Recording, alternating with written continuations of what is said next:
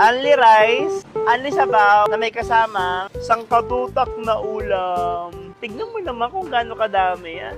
Hi mga kaitis! Tignan mo naman itong na-discover ko sa Las Piñas. 180 pesos, isang malaking liempo na may kasamang baloni, fried siomay, iklog, meron na siyang bulaklak, coleslaw at gulay. Best of all, unlimited rice, unlimited sabaw, at may free soft drinks pa. Ang lambot, ang laki. Sakto lang yung kapal ng breading. Longganisa.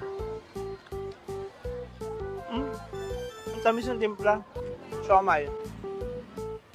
Meaty na may onting taba. Baloney. Parang may coloring ng tocino. Pero tamis ng longganisa. Meron din siyang bulaklak.